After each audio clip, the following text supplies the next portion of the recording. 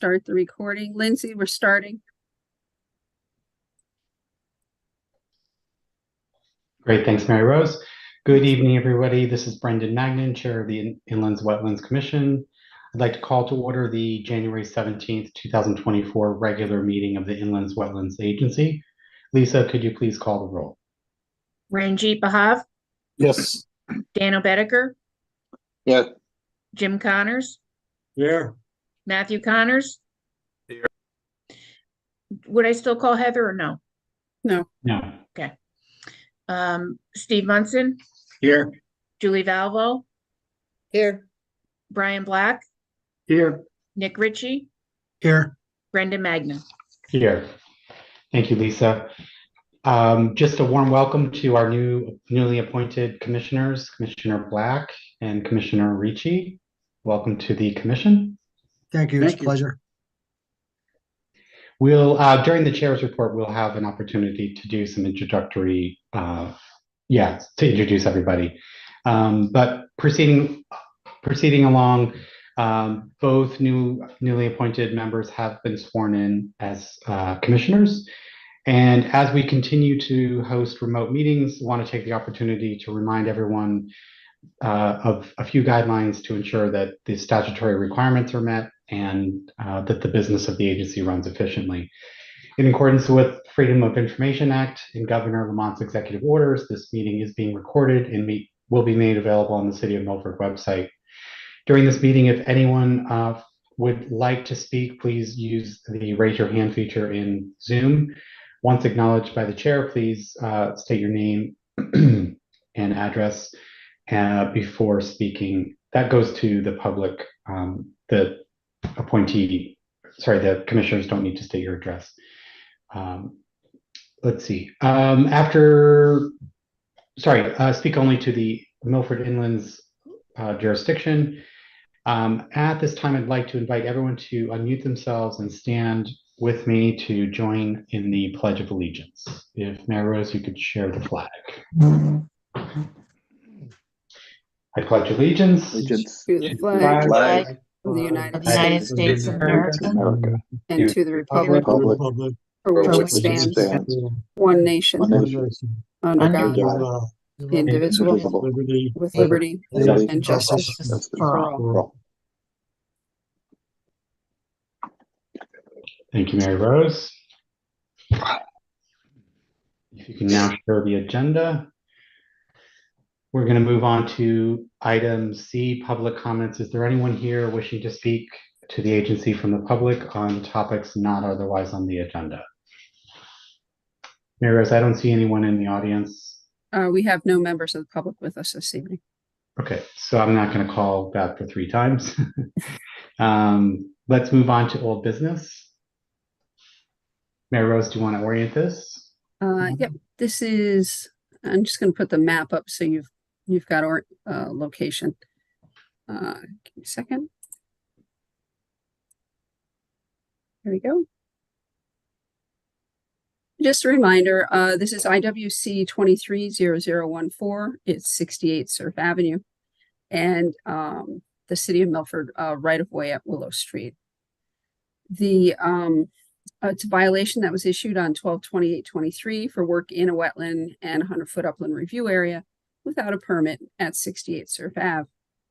At our meeting on 1/3/21, the agency upheld the violation and required the property owner to work with the compliance officer to review what information she has and what is necessary to bring the work into compliance.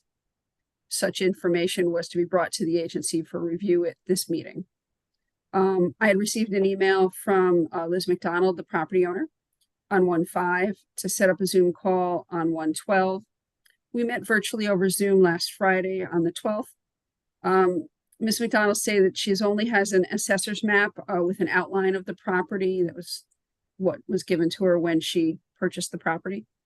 And she did submit several photos, which I'll scroll through, which show that these weren't wetland issues, zoning issues of boats gone in the front yard. There was large piles of wood and debris in the backyard. She's showing that those have been removed. This is the opposite angle showing that they've been removed. And so we discussed that.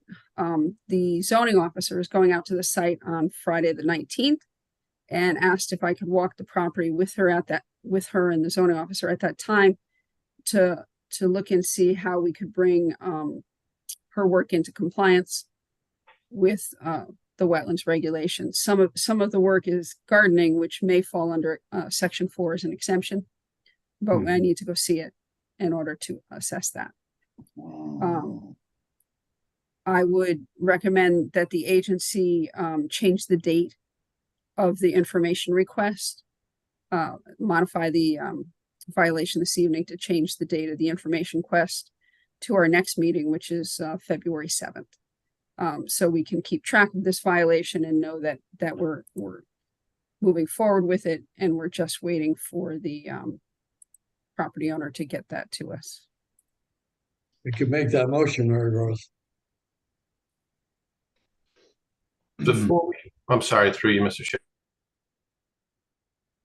I just wanted to check with, so that I didn't notice these raised beds before. Is that a concern in any way in terms of, so I'm assuming these raised beds are in the flood zone, and I know it's a form of gardening, but just in regards to, fertilizer and soil just being loose in those raised beds in a storm event, is that something that we consider? Or? Once I've gone to the site and take a picture or an assessment of what's there, just a reminder of what, if you scroll for a second so the new members can see what we had. This was the access to the site. This green space and a good portion of this driveway around the city right-of-way. The city right-of-way of 30 feet goes to almost nothing. And this is the wood and debris that were in that bed that we saw in that first photo that Ms. McDonald submitted. And this is other material that's in the rear yard that, may or may not be in wetlands or it appears to at least be in the review area. So once I get on the site, I can see what she has, talk to her about if it's part of the gardening operation, and then the agency has to look at the exemptions and make a determination if that's an allowable use. I can just bring you the information. You need to make the determination. Mary Rose, just if you could scroll just to see, there you go. I would just make the point that raised bed is there. It's probably difficult to see, but it is on the photo. It's right here. And this is that blue hose that was in that first picture that looked like it was somebody was circling something is in this bed here. Mary Rose, when you're there, could you just take a critical eye at that gravel that's been installed? I don't know what the gist of that is in relation that to... I think we can see in the aerial.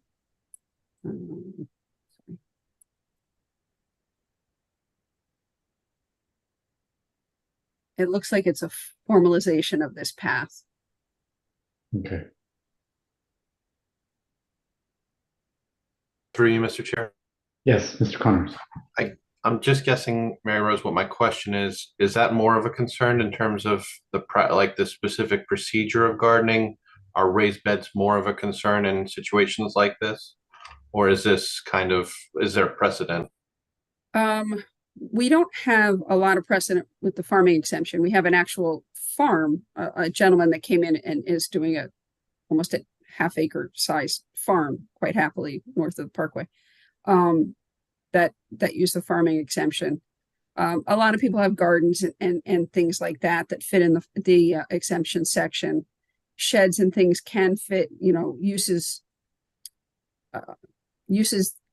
for to enjoy the use of their property fit in the exemption section, but we have to see what they're actually, is it a raised bed garden, or is it a compost pile, or is it where we're storing firewood? What is it? And then you can make an educated assessment of if you feel that fits the exemption. I think via just this picture, you can see that they're growing stuff in those raised beds, if I'm not correct, right? So that's growth. That's not compost.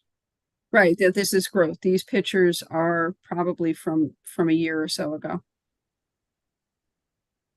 So it looks like the gardens are utilized. It's just, I was there in December when they weren't being utilized. Mhm. Any further questions for Mary Rose? Hearing none, Mr. Connors, did you want to make a motion? Yeah, I'll make the motion. I move that cease and desist order IWC 23 0014 68 Surf Avenue and City of Milford, Willow Street Row be modified, and that the property owner be required to work with the compliance officers to review that information she has and what is necessary to bring the work into compliance. Such information must be brought to the agency for review at the 2/7/24 meeting. That is my motion. Second that. We have a motion by Mr. Connors and a second by Mr. Matthew Connors. Any discussion on the motion? The only discussion point I want to just clarify is that I believe the motion is to uphold and No, modify. Yes, uphold, modify. Through you, Mr. Chair, the agency upheld the order at the last meeting. And now we're just modifying it. Okay, I just wanted to make sure because the draft I'm looking at did say uphold and modified, and I only heard him say modified, so I just want to make it clear. Follow your guidance, Mary Rose. Sorry, that was my error. So, Brandon's doing his job. great. So no further discussion, roll call vote on the motion. Ranjit Bahav? Ranjit? Aye.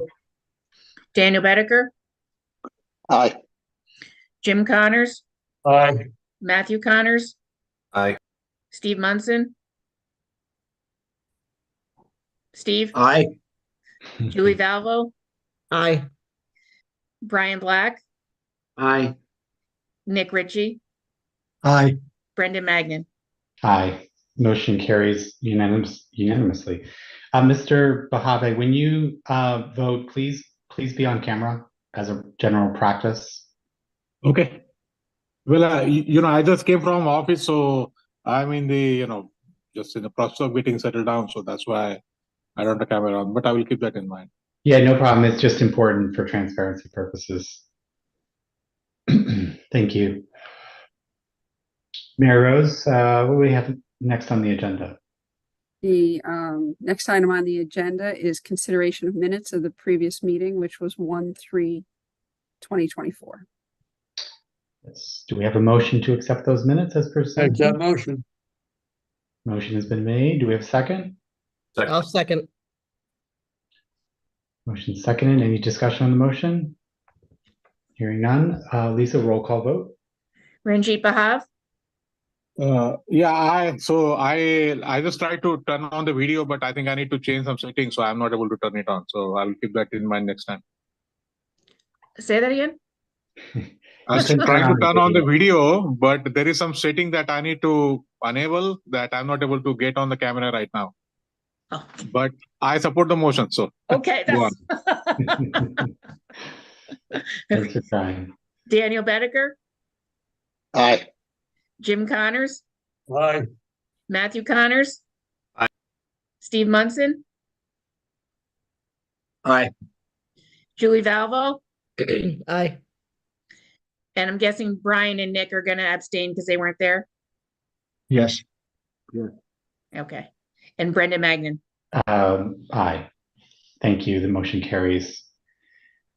Mayor Rose, I believe you have a extensive staff report to discuss with this fine commission. I do, and let me know if brevity is your wish this evening. Well, so can I just mention, just for everyone on the call, we typically use this meeting, which is, we don't have a lot of agenda items, to reiterate training session or training content. So, Mayor Rose, I would just thank you in advance for all the guidance you continue to give us, and to the extent that you can make this interactive, that would be great. Right. For interactivity, I'm gonna share a screen. There we go. First, welcome to everyone. Welcome to Nick and Brian. Thank you for joining the agency. We'll get through the education thing fairly quickly for you. Just a few of the annual reminders that you can't talk about an application that is before you with anyone outside of myself, Taft, who is our clerk, and then in the meeting room. You're considered as a jury when you're sitting on an application and talking to people who approach you or doing independent research is considered ex parte information and could taint your vote. So if someone were to approach you and say, hey, Brendan, I hear you guys are voting on this, controversial application, and let me just tell you, this is my feeling on this. Brendan's response would be, hey, call Mary Rose and then come to the meeting and tell us about it in the public meeting so that all the commissioners can hear your concerns and we can all address it together to vote on it. It's hard because we all live where we work. So it gets a little rough sometimes, but hopefully we won't have any controversial applications this year. Taff emailed a link to everyone for the, he's created a static page on our website that looks just like this. And it contains our, everything you need to know about being a wetlands commissioner. It has our bylaws and our regulations, City of Milford's Ethics Commission guideline, which you all need to abide by as commissioners. And this one is historical city attorney memos and in the wetland legal cases about little things that have changed the Wetland Act and how wetland commissioners should act. If you act outside of, if you participate in ex parte communication, or you decide that I don't really like this guy, so I'm going to tank his application, and that's discovered, you've stepped outside of the city's umbrella and you've taken on individual liability because you've conspired to take away somebody's right to a fair review. So those are covered in those city attorney memos, which go back a ways, but are still valid and are important for everyone to understand. I don't know that there's a lot of questions on that. The regulations are fairly straightforward. They're not in depth. The zoning regulations are an inch thick with 1,000 chapters and a bunch of little subsections. Our regulations are based on the model regulations and are fairly straightforward. We should be updating those soon. We've waited for many years for the state to update their model regulations, and they finally now don't have anyone leading the wetland section. So we're just going to update to their current statutes and leave that happen. And we'll do that later on this year. The training section of the website, there's 2 trainings that are helpful as a land use commissioner. If you're not used to reading maps, the Land Use Academy training will take you through that. There's also some videos that used to be put out by Connecticut DEP that you can find on this webpage. And there's a interactive, it's about 8 to 10 hour class. You can take it in little pieces to get your inland wetlands commissioner certificate. Does anybody have any questions? I feel like I'm just kind of reading. I think everybody's made it through the training so far. I did it in one 10-hour stint when I was on COVID restrictions. So it's fun.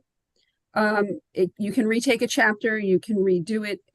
There's little quizzes to try to make it interactive and to help you understand. Wetlands are based on, in Connecticut, are based on soils. It's not based on plants. It's not based on animals. I'm sorry, Renji? Renji, okay. Oh, no, sorry. Okay. In Connecticut, wetlands are based on soils. And so the public in general sees the Wetlands Commission as a place where we're going to protect the critters and the plants and try to prevent anything from happening in any woods that are perceived as wetlands near their house. But in Connecticut, a wetland can be soil conditions that meet certain criteria from the federal statutes that are within 18 inches of the surface. So it can look like grass and be a wetland. It can look like a clay pond and not be a wetland because it's based on soils. And that's difficult for the public to understand sometimes, and we work to help them understand that when we have public hearings or, when they come into the office. We also deal with the interface between inland and tidal wetlands. As a coastal town, tidal wetlands, much like the site we looked at a little bit earlier, this house has tidal wetlands in Silver Sands State Park to the rear of it. So there's probably it's somewhere in between the tidal wetlands and the upland. There's usually a little incursion of inland wetlands, and they're just soils that return a different characteristic because they're not inundated by salt on a regular basis. They could also return just tidal wetlands, in which case we would not have any jurisdiction in this area. And that it's a fine line we walk. We work with DEP a lot. Usually if there's construction in this area and it's under their permit, we're inspecting it for them because they can't get down here to see it. So those are a couple of things we have to explain to the public, and it's good for the commissioners to understand. And both of these training classes will help you with that. Land Use Academy, both classes are free. They're on your own time. At some point, we may get an in-person Land Use Training Academy in Milford. We were working towards that before the pandemic. We're waiting for them to go live again and to bring one here. Also on this page, we have most of the things that would help you plan. We've got our meeting calendar, our agency homepage, which has been updated with Brian's information, but not Nick's, and I'll call them tomorrow because I'm not quite sure why. Yesterday it didn't have it wasn't updated at all. So this is kind of a dashboard to show you, you can get to the meeting from here, you can get to the meeting from the agenda, you can get to the meeting from the information I send you out the day before or the day of the meeting. The other commissioners, we do not have clicks to your to get to your website to an email address on our page that's reserved for the alderman. Chairman Magnan has felt strongly in the past, and we've been advised at CACUIC in the past that you may want to set up an individual email account just for inland wetlands. Brendan, I don't know if you want to hit on that or. Sure. Yeah. And I would just say, as it relates to this interface, the public is really directed to interact with Mary Rose in her email. So I'm not a fan of putting our emails necessarily here because we don't want to run or introduce discussions off the record. Like we want applicants, we want public interest to go through Mary Rose. But as it relates to the communications between Mary Rose, Taft, and ourselves, there's a couple best practices that we've adopted as an agency. One is each of us have our own email that is kind of dedicated to Milford Inland Wetlands matters, so that in the event there's any FOIA requests, Freedom of Information Act requests, everything's there, everything can be disclosed as you wish or as statutorily required. You may be finding yourself in a situation where you need to disclose emails, and you don't want to have to do that, filtering that out of your own personal email. At least I don't. I would avoid putting yourself in that position. So Mary Rose, I'm not sure if I touched on all the topics there that you were alluding to, but yeah, Mark, right. Sorry, after you, Mr. Munson wants to speak. So go ahead, Mary Rose. Okay. Land use attorney Mark Brantz, who lectures every year at the Connecticut Association of Inland Wetlands and Conservation Commission's training in November, and every other year at the Connecticut Bar Association Land Use Board in the spring recommended that a while ago, and I think most people have made a Gmail or a Hotmail or whatever they want to use just for inland wetlands. The trouble there is you have to remember to check it, but we usually only email you a couple of times a month. We email you the Thursday or Friday before a meeting, and then the Tuesday or Wednesday of the meeting week, so that you can get the notes that you received this week. Mr. Munson, did you have something you wanted to add? Just two quick things. Also, if you get approached, just the new members especially, and maybe somebody hadn't had this, you get approached by the media, which has happened in the past, from the Mary Rose. That they're the ones to really not talk to. And actually, if you tell them that, they'll understand. It hasn't happened in a while, but it does happen. The other thing is, just a quick question. Both are new members. They are full members, not alternates, correct? That is correct. We have 2 positions remain open, and those are both alternate positions. Okay, the alternate positions. Okay. I'm not sure everybody always understood that the alternates can do everything. They can ask questions, review stuff, do all kinds of stuff. They just can't vote unless they're voting alternate that night. But that's not the situation now. Right, Right, and that's a fine point. Those will be filled, Mr. Munson. Those positions will be filled. Those alternate positions are currently vacant. Right. When they get filled, those people can be told they can speak, they can ask questions, they can do everything. They just can't vote. Correct.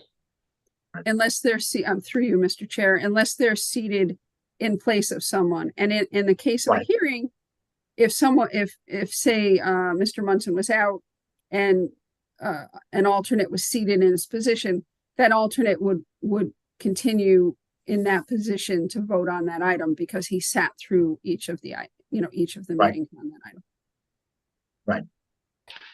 I would just comment on your comment, Mr. Munson, about the press. It's a great point, and I'll just tell you, in the last 2 months, I was contacted through Facebook, and a member of the media reached out to me wanting to discuss a certain application, and I referred them to Mary Rose, and I needed to be very persistent.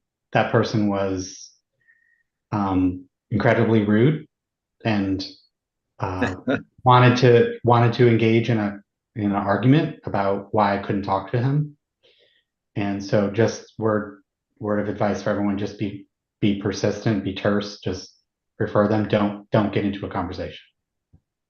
And Taft and I are happy to talk to the public and continue the conversation with them as appropriate.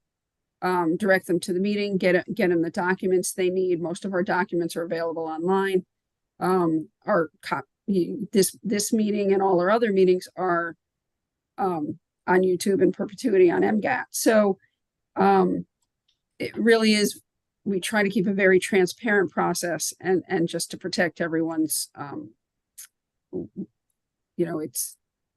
everything needs to be done in this virtual meeting room. So the webpage covers most of the things you would need. Taft and I are there 5 days a week. If there's anything else if you need something else. If you have questions that you forgot to ask in a meeting, but you'd like information from an applicant before the next meeting, if you call or email Taft or I, we get that information to the applicant and they'll have that for you at the next meeting. I think. Mary Rose? Yes. Just another point around communication best practices. I meant to mention this earlier. In relation to receiving emails from Mary Rose or Taft, in the event you have a question, do not reply to all. Reply only to Mary Rose or only to Taft. Otherwise, we run a risk of ex parte communication. So if you do have a question, feel free to respond directly, but do not reply to all. No group messages between this committee because that's not within the forum of transparency that we have here. We have on our website, the link that you get, there's a meeting document link on the top of your agendas that you get. We'll have all the plans. If it's a very complex plan, we'll have them printed and brought to your house or mailed to you. If you prefer to just review things on paper, if you let Taft or I know, we'll make sure all applicants give us paper and that we get you a copy. So just make sure I know your preferences. We had a large project recently, and we got everyone 11 by 17s, which were busy, but they're easier to see than trying to review a large plan set on a screen. We're going to add to Taft's landing page a link to the CACUIC, or Connecticut Association of Conservation and Inland Wetlands Commissions. They have on their website past editions of their publication called The Habitat. You used to get it in hard copy. It's now digital. When we get it, we email it out to you. But it has reference material. There's a legal column usually each month, and then something pertaining to wetlands and conservation. So it comes out, it's supposed to come out quarterly. It usually comes out 2 or 3 times a year. So we will get that to you. It'll get into a flow once we get going. Right now, we don't have a lot of large applications on the horizon. So it's hard to describe what you might be seeing soon. I just knocked on wood. Yeah, you take it as it comes. And that's pretty much the educational piece. It's important to understand what we can regulate, that we're really looking at soils. Wetlands are soils.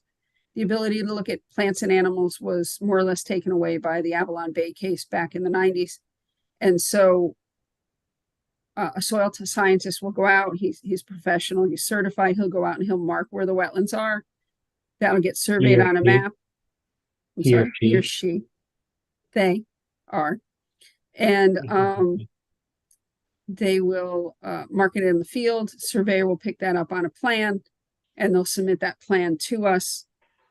We pre-review your plans in the office to make sure that's got everything on it you need to make a decision.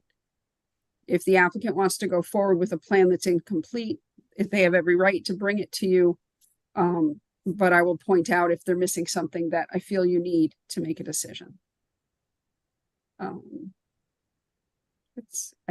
don't know that on the educational piece, there's not too much more to go into. I think it looks like Brian probably has background with plans, working at an architectural firm. And I think, Nick, you said you've had history with reading plans. Right. And those are the main concerns when we get new commissioners. Other than that, we've got our standard notes that are in our the notes that I send to you every week, what the office is working on. I'm currently working on the FEMA community rating system submittal that's due the 1st of February. This year, it has a minor submission in February, and we have a very large scale review of the entire process sometime this year when the federal government decides. So it'll be a surprise, and hopefully we'll be ready for it. And that more in-depth review will hopefully retain our discount that we get for our citizens on their flood insurance, or maybe increase the discount for them. We will see. We're also working on our MS4 submissions, which is a EPA requirement on the stormwater systems and making sure erosions and things don't get into our stormwater systems and pollute our waterways. That submission goes live on the city website on the 15th of February. Other than that, we're doing some minor reviews. We are prepping a couple of applications. They're just not quite ready for you. And Joe is still working with the software provider to get some of the wetland things fixed in the municipal system. FOIA training, we've just had FOIA training in the city. There won't be another one for a while. I'll put a link on that standing page to the Freedom of Information Act for you if you're interested in that. It's important to understand the things we're talking about. Ex parte communication pertain to that. And other than that, sites are fairly quiet, as you would imagine this time of year. We've got several ongoings. We've got some as-built received that we're waiting on a little bit more information before bonds released. This Edgewater Place was actually, the bond was released. No big issues. There may be another violation. I got a complaint in yesterday that we need to go investigate tomorrow. We'll see if we have another violation for you for February. Does anybody have any questions?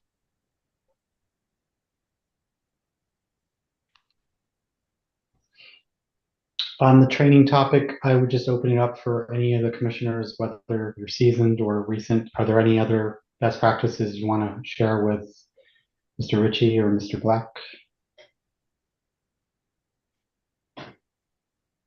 Through you, Mr. Chair, I guess just one little thing I would add is, I guess, in terms of an applicant that you feel like, I know we went over this, but any sort of applicant that you feel like you have a personal relationship to, I would just abstain in any way, just to, eliminate that, eliminate the chance of us violating.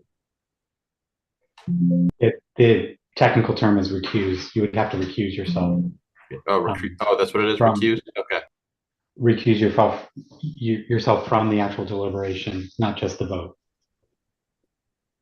Through you, Mr. Chair, and when you're recusing, you recuse yourself. You normally get up from the table and leave the room. In the virtual world, you can shut off your screen and your mic, and then I can text you to call you back when that item's through. And that goes to the ethics to ensure that no one thinks that anyone's getting any special consideration. It's a small town. We know a lot of people. It's quite possible that, there could be a point where someone that's coming before us professionally or privately, and it's just good form to just step back, and the rest of the commissioners will take that one for you. Great call out, Mr. Connors. Anything else from anyone else? The only thing I would just add is we pride ourselves on deliberating out loud on the record. So we would, that's one of the best practices we learned through continuous training. So continue to ask good questions, and as long as they're within our purview.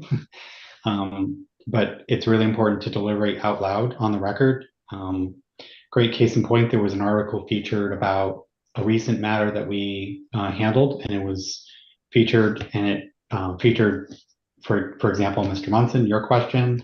It featured another deliberation as part of that review, and it was a really well-written testimony to, very transparent, clear process, which is really what we pride ourselves on.